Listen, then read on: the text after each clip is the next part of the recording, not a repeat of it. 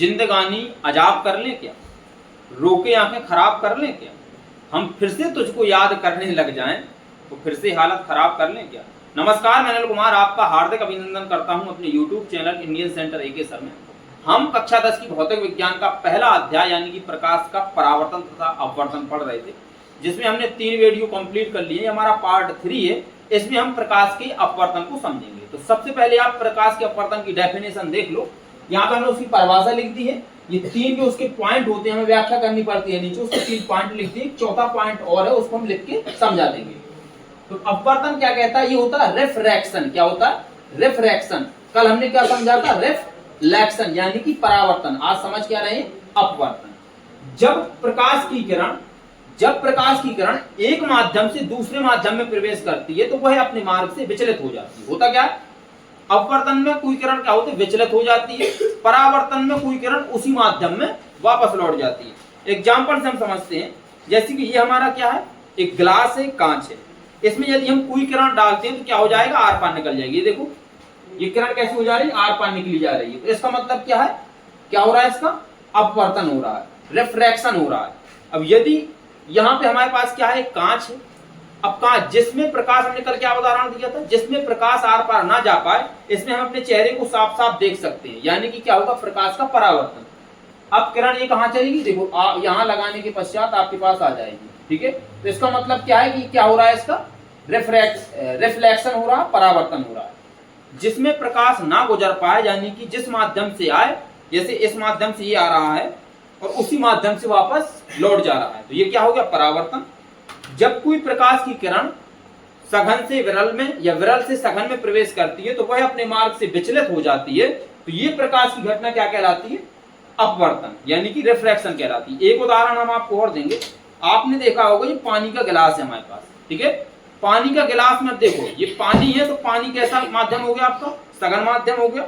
ऊपर आपका निर्वात वायु, तो कैसा माध्यम हो गया? विरल माध्यम हो गया। अब यदि आप इसमें हम ये वाला पेन डाल दें, आपको दिखाई दे रहा है कि नहीं? अब इसमें ये पेन डालते हैं तो आपको टूटा हुआ दिखाई देगा, तिरछा। डाला कैसा है हमने? सीधा। आपको दिखाई कैसे देगा? तिरछा।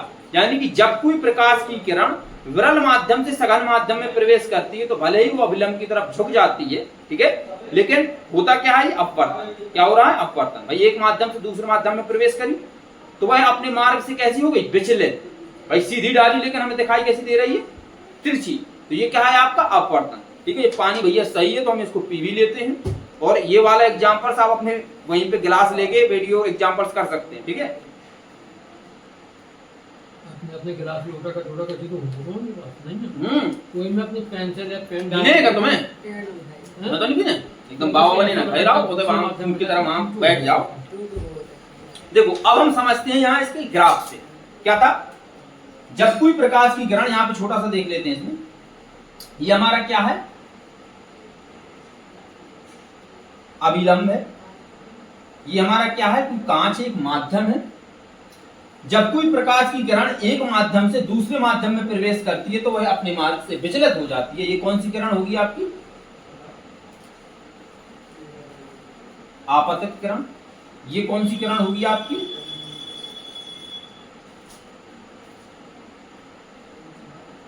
अपवर्तित किरण। जब कोई प्रकाश की किरण एक माध्यम, ये माध्यम कैसा है आपका? विरल भी हो सकता है, सघन भी हो सकता है। तो यहां पे यदि हम इसको क्या कर लेते हैं? सघन। तो जब कोई प्रकाश की किरण एक माध्यम से दूसरे माध्यम में प्रवेश करती है तो वह अपने मार्ग से कैसी हो जाती है? विचलित हो जाती है।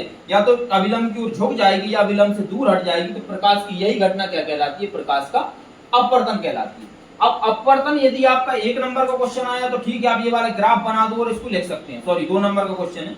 यदि आपको दे दिया उसने 4 नंबर का क्वेश्चन, तब आप कैसा लिखेंगे आपको ये भी समझना। ठीक है, अब इसके लिखने पड़ते हैं भैया 4 पॉइंट, जब इसकी व्याख्या करते हैं तब। ठीक है, अपवर्तन कैसे कैसे होता है? अपवर्तन होता क्या था? जब कोई प्रकाश की किरण एक माध्यम से दूसरे माध्यम में प्रवेश करती है तो वह अपने मार्ग से विचलित हो जाती है। प्रकाश की यही घटना क्या कहलाती है? प्रकाश का अपवर्तन। परावर्तन हमने कल क्या बताया था? जब कोई प्रकाश की आपतित किरण किसी परावर्तक तल या चिकने तल से टकराकर उसी माध्यम में लौट जाती है। यानी कि जैसे ये है, चिकना तल है आपका, आपतित प्रकाश की किरण उसी माध्यम में परावर्तित हो जाती है, उसी माध्यम में लौट जाती है। तो ये आपका क्या था? आपका रिफ्लेक्शन था, यानी कि परावर्तन था। ठीक है, तो यहाँ पे हम समझ क्या रहे हैं, अपवर्तन। ये याद करने के लिए भाई आपको याद दिला दिया है, कल भी हमने वीडियो पढ़ा था, पाठ पढ़ा था। देखो इसकी पहला पॉइंट क्या है, इसमें आप लिखेंगे, हम यहाँ समझाते जाते हैं। जब कोई नंबर 1 देखो व्याख्या कर रहे हैं ना, तो नंबर 1 आप अपना पॉइंट डाल लो। नंबर 1 जैसे हमने डाल दिया यहाँ पे, जब कोई आपतित प्रकाश की किरण, जब कोई आपतित प्रकाश की किरण विरल माध्यम से, माध्यम कैसा है आपका विरल, ये माध्यम आपका कैसा है सघन। जब कोई आपतित प्रकाश की किरण विरल माध्यम से सघन माध्यम में प्रवेश करती है तो ये कहां हो जाती है, अविलंब की तरफ झुक जाती है। कहां की तरफ, अविलंब। ये आपका क्या है, अविलंब। ये क्या है आपका अविलंब। ठीक है, जब कोई प्रकाश की किरण, जब कोई प्रकाश की आपतित किरण विरल माध्यम से सघन माध्यम में प्रवेश करती है तो वह अविलंब की तरफ झुक जाती है। क्या हो जाती है, अविलंब की तरफ झुक जाती है। पहला पॉइंट। दूसरा पॉइंट डालेंगे आप। अब इसके बाद ऊपर क्या है, सघन माध्यम, नीचे क्या है, विरल माध्यम। भाई जब विरल माध्यम से सघन माध्यम में जा रही तो क्या हो जा रहा था, अविलंब की तरफ झुक जा रही थी। अब जब सघन माध्यम से विरल माध्यम में जाएगी तो क्या होगा, दूर हट जाएगी। क्या होगा, जस्ट अपोजिट हो जाएगा।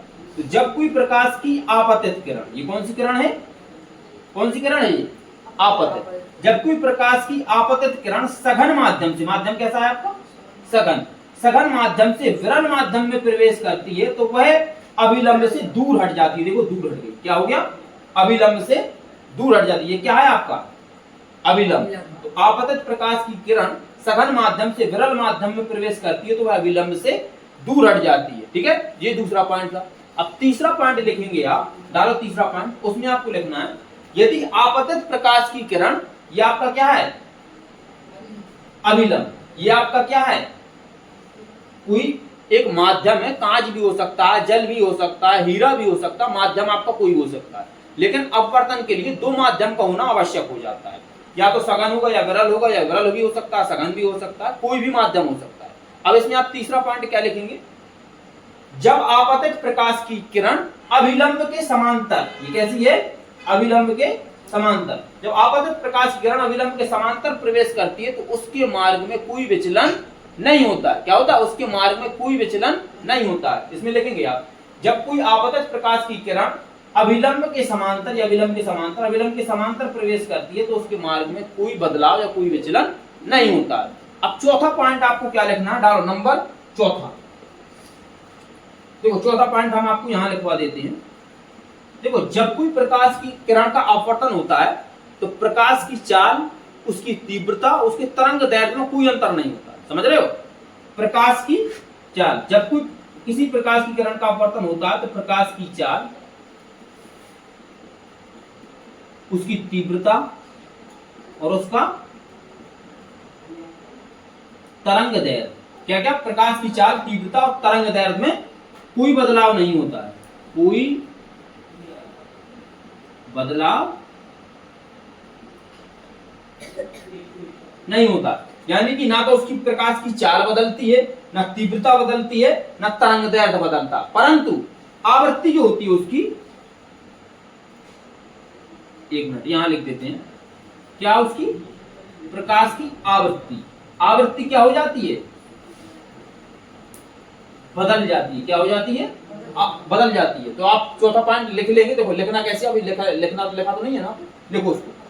अपवर्तन की क्रिया में प्रकाश की चाल, तीव्रता और तरंग दैर्घ्य पर कोई परिवर्तन नहीं होता है जबकि उसकी आवृत्ति बदल जाती है। ये आपका चौथा पॉइंट था। ठीक है, अब इसके बाद आपके रह होते हैं अपवर्तन के नियम। तो इसको मिटा के थोड़ा सा हम अपवर्तन के नियम लिख लेते हैं, फिर इसके अपवर्तन के नियम भी बता देते हैं। ठीक है, अब इसके बाद यहाँ पे हमने अपवर्तन के नियम को लिख लिया, तो सबसे पहले हम अपवर्तन के नियम को समझ लेते हैं। जैसे परावर्तन के 2 नियम थे, वैसे ही अपवर्तन के कितने नियम होते हैं, 2 नियम होते हैं। समझना इसको। पहला नियम है आपका, पॉइंट डालो पहला और उसको लिखो। हमने लिख भी दिया है लेकिन उस पर ध्यान ना दो, आप अपना लिखो जो हम बताते जा रहे हैं। आपतित किरण, आपतित किरण तथा अपवर्तित किरण और अभिलंब, आपतित किरण, अपवर्तित किरण तथा अभिलंब एक ही बिंदु पर मिलते हैं। किस बिंदु पर, ओ। ओ क्या है, ये आपका अभिलंब खींचा गया है। तो आपतित किरण, अपवर्तित किरण तथा अभिलंब एक ही बिंदु पर मिलते हैं। ये आपका पहला पॉइंट है। दूसरा पॉइंट लिखना है आपको, देखो आपने परावर्तन के नियम में आपतन कोण और परावर्तन कोण को समझा था। तो आपतन कोण तो आपको पता है कि आपतित किरण तथा विलंब के बीच बने कोण को क्या कहते हैं? आपतन कोण, यानी कि इंसिडेंस एंगल। अब आपको ये पता नहीं है कि अपवर्तन कोण किसे कहते हैं, तो पहली आप हेडिंग नोट डाल के डाल लो अपवर्तन कोण, यानी कि ये कौन सा है? Refraction angle. वो रिफ्लेक्शन था, परावर्तन कोण। अपवर्तन कोण कौन सा है? Refraction angle. तो इसको डाल लो अपवर्तन कोण। अपवर्तन कोण में आप क्या लिखेंगे?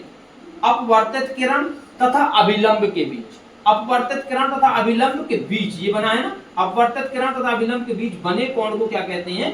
अपवर्तन कोण कहते हैं। यदि कभी परिभाषा एक नंबर में पूछ लेता तो आपको अपवर्तन कोण भी होगा। ठीक है, हो गए दोनों? आपतन कोण भी आपको पता हो गया, परावर्तन कोण भी आपको पता हो गया तथा अपवर्तन कोण भी आपको पता होगा। ठीक है, पहला पॉइंट लिख लिया था। अब दूसरा पॉइंट आपको क्या लिखना है? दूसरे पॉइंट में लिखना है आपको आपतन कोण की जगह साइन आई। ये क्या है? आपतन कोण की जगह साइन आई तथा अपवर्तन कोण की जगह साइन आर का अनुपात। आपतन कोण की जगह साइन आई तथा अपवर्तन कोण की जगह साइन आर का अनुपात एक नियतांक होता है। नियतांक क्या था? इसको समझो, नियतांक आपतन कोण की जगह क्या थी? साइन आई तथा अपवर्तन कोण की जगह साइन आर का अनुपात, यही था। आपतन कोण की जगह साइन आई तथा अपवर्तन कोण की जगह साइन आर का अनुपात एक क्या होता है? नियतांक होता है। नियतांक को ही इसको बोला जाता है माध्यम का अपवर्तनांक। क्या बोला जाता है? माध्यम का अपवर्तनांक, यानी कि कौन से माध्यम का? विरल और सघन माध्यम का अपवर्तनांक। और दो माध्यम के बीच में कितना अपवर्तनांक हो रहा है, तो ये किससे ज्ञात करते हैं? नियतांक से। नियतांक को n से प्रदर्शित करते हैं। कैसे? n से। तो n बराबर हो जाता है sine I upon sine R. ठीक है, ये आपको याद रखना है। ये क्या है? माध्यम का अपवर्तनांक। विरल माध्यम और सघन माध्यम के सापेक्ष क्या होता है? अपवर्तनांक होता है। यही कहलाता है स्नेल का नियम। क्या कहलाता है? स्नेल का नियम कभी कभी पूछ लिया जाता है कि स्नेल का नियम किसे कहते हैं, तो n बराबर sine I upon sine R को क्या बोला जाता है? स्नेल का नियम। अब इसमें देखना है, इसमें थोड़ा लिखो, नियतांक एक माध्यम के सापेक्ष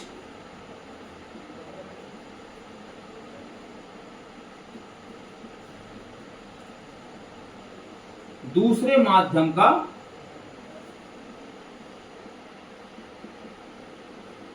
अपवर्तनांक होता है।